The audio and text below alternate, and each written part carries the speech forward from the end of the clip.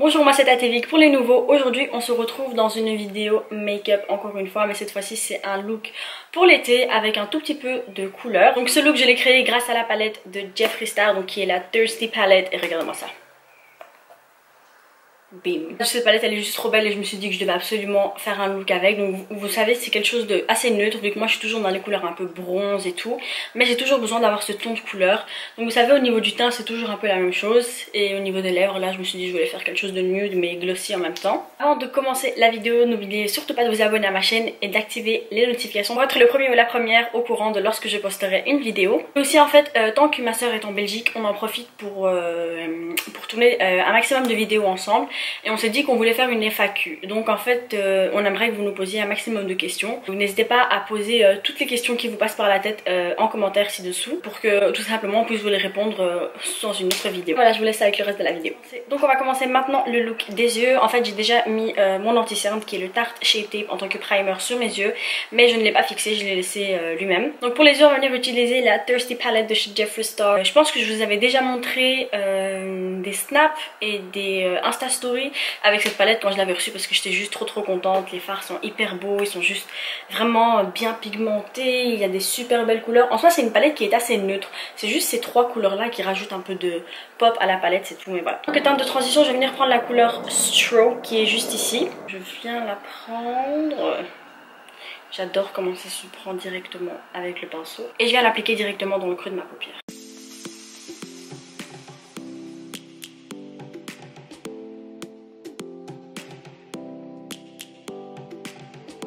Ensuite, deuxième étape pour les yeux, je vais venir prendre la teinte Drizzle, donc qui est un marron taupe avec des sous-tons assez froids, et je vais venir l'appliquer bien dans le creux de ma paupière, mais cette fois-ci de manière un peu plus précise. Je pense que vous avez commencé à comprendre la technique de toutes les maquilleuses en fait.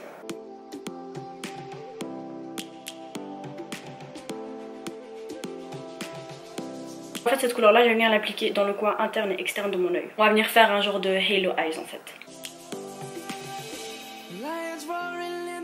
Cette palette c'est la première fois que je l'utilise, mais pour ceux qui me follow sur les réseaux, je suppose que vous avez vu un jour j'étais partie à un mariage qui était le mariage de ma cousine, et j'avais un look vraiment coloré, et en fait c'était cette palette là que j'avais utilisée, mais c'était pas moi qui m'étais maquillée ce jour là, c'était ma soeur qui m'avait maquillée. Elle a utilisé les fards, elle avait dit qu'ils étaient top, voilà. Donc en fait c'était elle qui travaillait avec les fards, donc moi je pouvais pas trop en donner mon avis, je pouvais juste dire que les fards étaient bien pigmentés selon le résultat final. Donc vraiment il y a zéro fard qui tombe, c'est top, et ils sont vraiment bien pigmentés, ça prend super bien sur les pinceaux. Et en plus c'est la première fois que je teste les fards de Jeffree Star, donc franchement ils sont top, je suis contente. Je vais venir appliquer cette couleur-ci, donc qui est la teinte Snatched, et je vais venir l'appliquer vraiment ici dans le centre de ma paupière, et je vais venir utiliser un pinceau plat en fait, donc c'est le M421 de chez Morphe. Je vais juste d'abord un peu venir humidifier le pinceau. Ah cette couleur elle est juste trop belle. Mais le fard on ne le voit pas tellement, hein. C'est bizarre, je vais venir le faire au doigt parce que... Ah ouais, beaucoup mieux. On vient faire la même chose de l'autre côté. Je viens de découvrir une super bonne technique pour l'application des fards irisés au centre de la paupière en fait. Donc là en fait c'est hyper bien de toujours venir faire la forme au pinceau et ensuite venir ajouter beaucoup plus de fard pour que la couleur se voit mieux au doigt. Donc là pour le moment le make-up des yeux est bon, je vais juste aller nettoyer les excès de fard qui sont tombés en dessous de mon oeil, et ensuite on va venir passer au teint directement. Comme primer aujourd'hui je vais utiliser le Professionnel de chez Benefit, et je l'applique seulement sur ma zone T. Enfin je l'applique le plus sur ma zone T et ensuite je l'estompe un peu sur le reste de mon visage. Pour ceux qui se demandent en fait mes sourcils je les ai déjà fait hors caméra. On peut passer au fond de teint, je vais venir utiliser celui de chez Colourpop. Pour ceux qui n'ont pas vu ma revue, je vous invite à aller le regarder, je vous mettrai le lien en barre d'infos.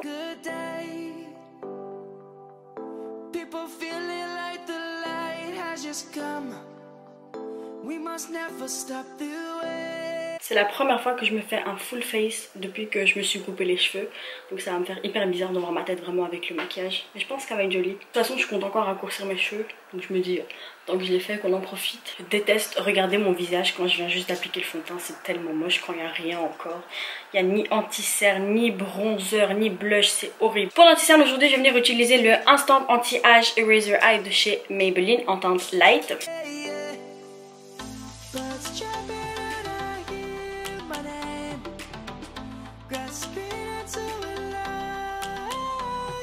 Et je viens fixer mon anti-cerne avec ma poudre de chez Huda Beauty.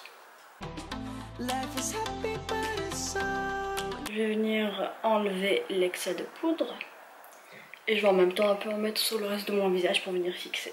Maintenant pour le bronzer, je vais venir prendre une de mes nouvelles palettes préférées, donc qui est la Complexionista de chez Benefit. En fait quand vous l'ouvrez, je pense qu'ils ont mis tous leurs best-sellers à l'intérieur mais en format mini. Donc vous avez l'anti-cerne Boeing numéro 1 et numéro 2. Donc celui-ci est un correcteur et celui-ci un anti-cerne. Ensuite là on a la Hoola en couleur originale, là on a la Hoola Light. Ensuite là on a le highlighter What's Up en crème et là on a le highlighter Dandelion Twinkle, donc qui est un highlighter en poudre. Donc je vais venir prendre la Hoola. C'est clairement un de mes bronzers préférés.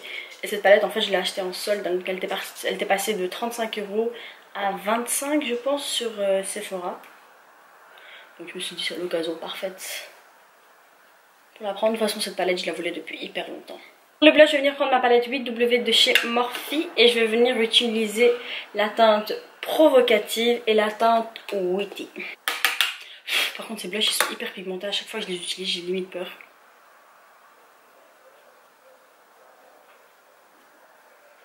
Oh c'est trop beau. Donc moi j'aime toujours venir mettre aussi le blush sur le front.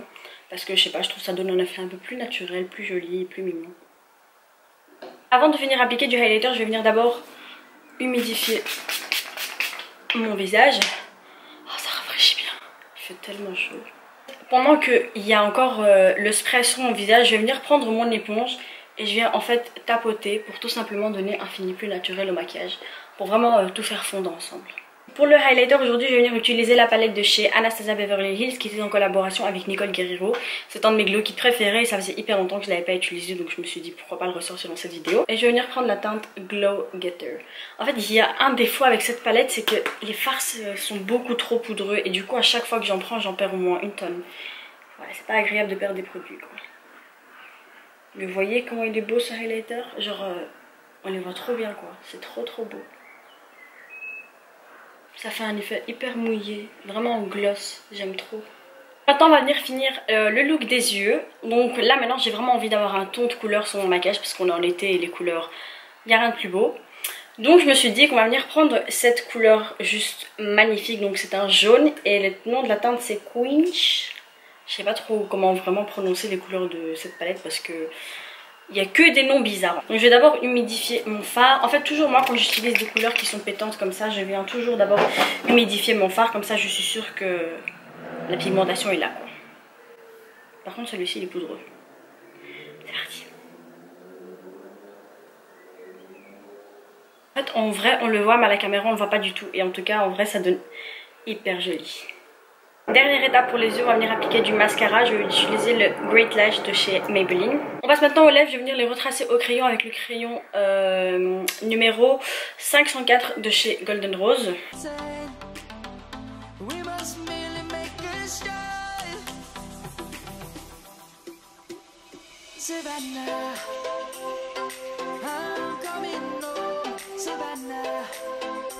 Maintenant, je vais venir prendre le rouge à lèvres More Creamer Please de chez Dose of Colors. Il faut pas se taire ce chien, c'est incroyable. Dit depuis tout à l'heure il fait qu'aboyer, ça m'énerve. Je vais venir prendre la teinte More Creamer Please de chez Dose of Colors. Donc en fait c'était le rouge à lèvres qui a été fait en collaboration avec Daisy Perkins et Cathy. Et voilà, c'est un rouge à lèvres juste magnifique. Et je vais venir juste en fait l'appliquer au centre ici.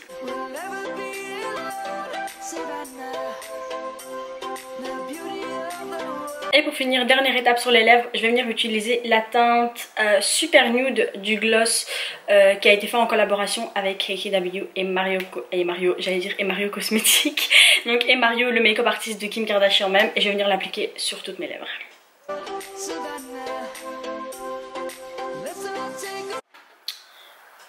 Donc on vient déjà lâcher ses cheveux et on fixe. Donc voilà, cette vidéo touche malheureusement à sa fin, mais en tout cas moi je suis pas du tout malheureuse vu que je vais aller faire des photos magnifiques au soleil s'il veut bien sortir et arrêter de se cacher derrière les nuages. Franchement je trouve que le look il est hyper joli, c'est vraiment dommage que vous voyez pas le jaune en dessous des yeux parce qu'en vrai on le voit vraiment. De toute façon sur les photos je suppose que vous les verrez quand je les posterai sur mes réseaux, donc en même temps n'hésitez pas à aller suivre mes réseaux, ils sont toujours en barre d'infos. On se retrouve à très bientôt dans une prochaine vidéo, bisous.